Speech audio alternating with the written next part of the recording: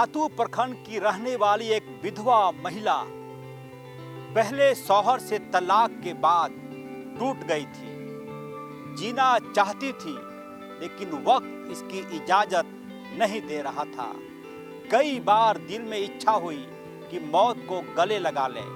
फिर बाद में लोगों ने समझाया कि तलाक के बाद पुनर्विवाह किया जा सकता है। उसके बाद रातू की वो मुस्लिम महिला ने विवाह से संबंधी साइट पर जाकर ईश्वर का नाम लेकर, अल्लाह के नाम लेकर कि शायद कोई सहारा मिल जाए, और उसी वक्त एक नाम सामने आया, हैदर का। हैदर का विज्ञापन उसने विज्ञापन वाले वेबसाइट पर देखे और उसके बाद धीरे धीरे करके एक से दूसरे में बंधने की जो प्रक्रिया होती है, साथ जीवन गुजारने का जो सिलसिला होता है, वो सिलसिला चल पड़ा। लेकिन उस विधवा महिला को नहीं पता था कि जिस शख्स पे वह जीवन साथी खोज रही है वो लुटेरा है, वो डकैत है, वो फर्जी है, वो एक ऐसा आदमी है जो विधवा महिलाओं को टारगेट करता है। पूरी कहानी कुछ इस प्रकार से है। गौर से देखे इस शख्स को। पुलिस थाने से बाहर निकल रहा इस शख्स का नाम है हैदर।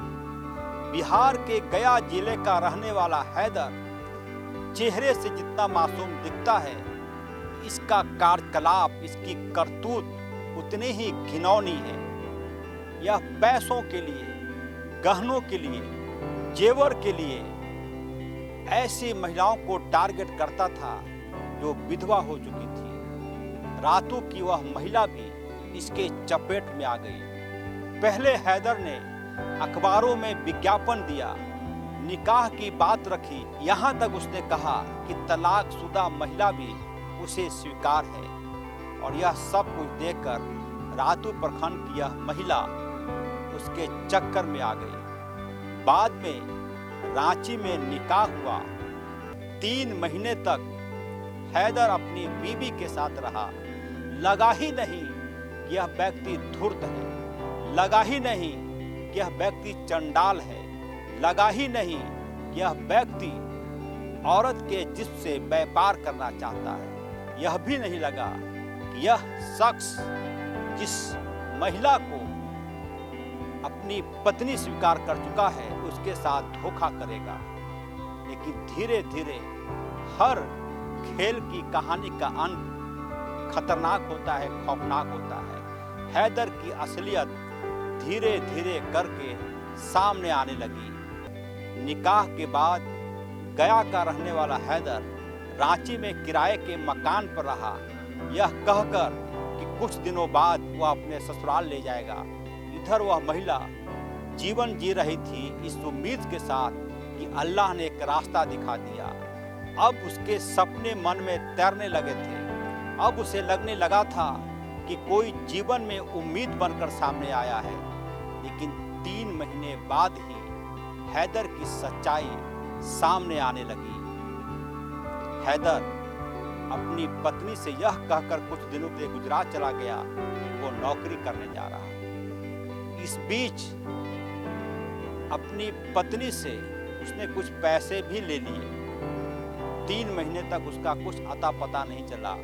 रातू की इस महिला को जब कुछ शक हुआ तो उसने कहीं से जानकारी जुटानी शुरू की, तो पता चला कि उसके जैसे 4 और तलाकशुदा महिलाओं से हैदर ने निकाह कर रखा है और सबको कभी न कभी ठगा भी है। किसी का गहना लेकर भाग गया, किसी का पैसा लेकर भाग गया, किसी के बैंक के लॉकर खुलवा डाले, वगैरह वगैरह। कुछ इसी क्रम में हैदर जब वापस रांची आया तो एक होटल में रुका। वह महिला शायद हैदर को उसके किए का सबक सिखाना चाहती थी। वह महिला राजधानी रांची के पुलिस थाने में गई और हैदर की पूरी जानकारी दे दी। अब हैदर पुलिस की गिरफ्त में है। अब वह सरकारी भोजन जेल में करेगा। अब शायद उसे यह जानकारी हो गई है कि महिलाओं के साथ दगाबाजी करने की स्थिति क्या होती है, उसका परिणाम क्या होता है। गिरफ्तारी हो चुकी है। हैदर अब कह रहा है उसे बड़ी गलती हो गई, पुलिस पूछती रह गई क्योंकि उसकी जुबान से कुछ भी नहीं निकल पा रहा था।